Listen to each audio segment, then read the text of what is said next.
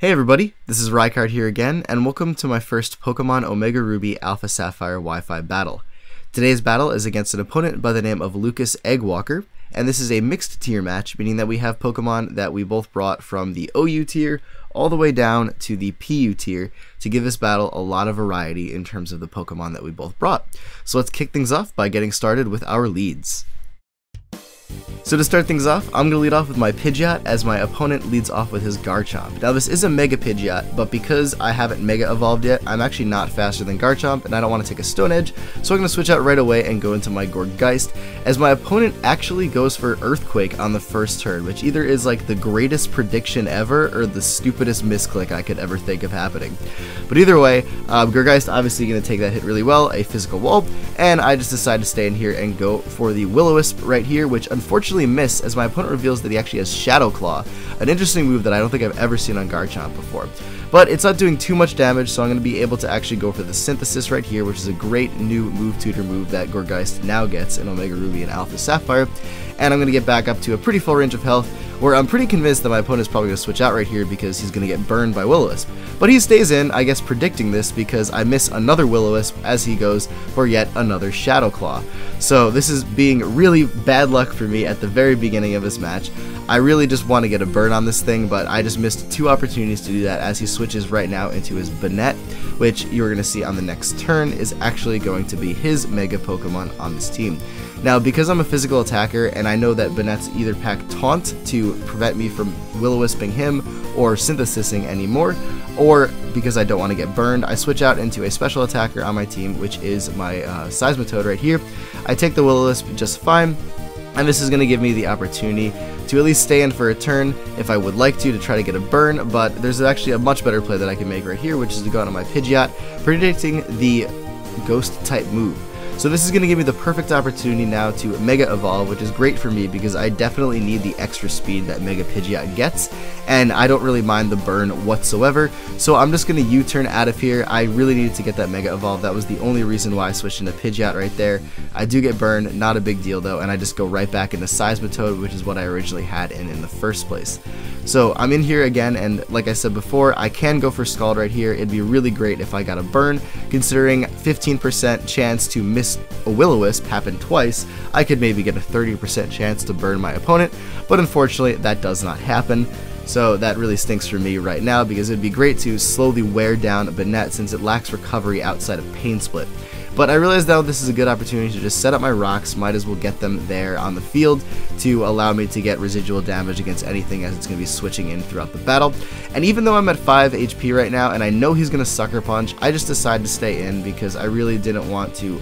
predict him to Sucker Punch and then him go for another move and have something else on my team take an unfortunate hit. So I go into Q Room right here, and I know that he is going to try to stall me out with Will-O-Wisp and stuff like that. Fortunately for me, he actually misses Will-O-Wisp right here, and I try to take advantage of this knowing that Mega Banettes always have Destiny Bond by going for the substitute on the turn that he goes for it right here, which is going to put me behind a pretty safe barrier to prevent me from getting killed by anything that he wants to go for if he wants to go on the offensive. But as you see right here, he's just going to keep going for Destiny Bond, and I'm just going to keep going for non-attacking moves because I know if I do attack him, I'm going to die. And I know that Destiny Bond has very low PP, having only a max of 8, so I am just going to keep going for Substitute and Roost right here, even though nothing is happening. But if I can stall him out of Destiny Bonds, then I'll be free to kill him when that turn comes. So right here, again, keeps happening, but he decides to finally go on the offensive to try to break my sub with a Shadow Claw. Now, I kind of assume that because he did that, he's going to go for the Destiny Bond. Now, he already used 5, and I'm partly thinking maybe he didn't PP max the Destiny Bond, so it's very possible that I can actually just take advantage of it, and he's already out of them. But unfortunately for me, he actually shows that he does have another one right here, as I actually go for a second Dragon Pulse, which is going to take out the Banette, and it's also going to get rid of my Q Room too, which is very unfortunate for me. But honestly, this Banette has been a huge pain for pretty much everything that I have switched in on it thus far, so I am okay with this trade right now, as it's going to give me a free chance to go out into my Machamp right here, which is going to allow me to pretty much get free confusion on anything on his team because he no longer has a ghost Pokemon that's immune to fighting type attacks. So I'm just going to go right for the Dynamic Punch right here, and this is going to do a really hefty amount of damage to this Garchomp, at least get a big chunk off. I do take a bit of rough skin damage, but this is actually a leftovers Machamp, so I'm able to take that pretty well and not really worry too much about the rough skin. But again, because of this matchup, I'm just going to go right out into my Gourgeist, and he is unfortunately going to break through the confusion first turn. It reveals to me that he's going to go for Outrage right there, probably his strongest attack, but again, being a pretty physical wall right here, I'm going to be able to take that pretty easily. And then knowing he's confused and has a chance to hit himself, again, I'm going to not go for Synthesis right here. I'm just going to go for another Will-O-Wisp, and I miss the third one in a row.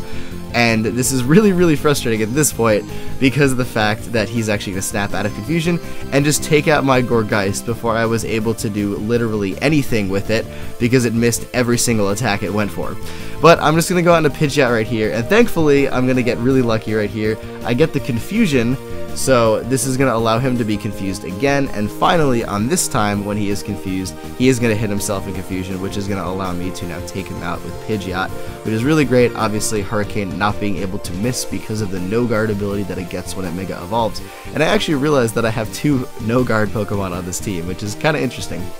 But he's going to go out into his Credilli right here, and being not that great of a matchup for me, even though, you know, Hurricane still does a good bit of damage, and it's neutral effective because he is rock grass. I'm going to just U-turn out of here and go right out into Machamp as he goes for the Stockpile. Now, regardless of him being at +1 right here, Machamp's Dynamic Punch is going to really hurt. So I'm expecting him to switch out right here as I go for it. Again, Dynamic Punch is just one of the best moves in the game for this reason. It pretty much always puts you in an advantageous position because your opponent is going to have to deal with confusion. But luckily for me, he gets confused by that and hits himself in confusion, which is going to give me a free opportunity to go for yet another Dynamic Punch. Now, even if he did go for the Recover right there to try and sponge the Dynamic Punch or another Stockpile, it really wouldn't have mattered because it was going to be a 2-hit KO either way. But I am now pretty much at full health with my Machamp as he brings in his Serperior, which is the contrary version that was just recently released. Fortunately, Machamp is a pretty bulky dude, is able to take that, and I'm able to get off a huge hit with another Dynamic Punch, but thankfully it hits him down to a low enough range where I'm not even going to have to risk worrying about him either breaking out of the confusion or not, because this is actually Revenge Kill range for Bullet Punch, which is going to finally take out his Serperior.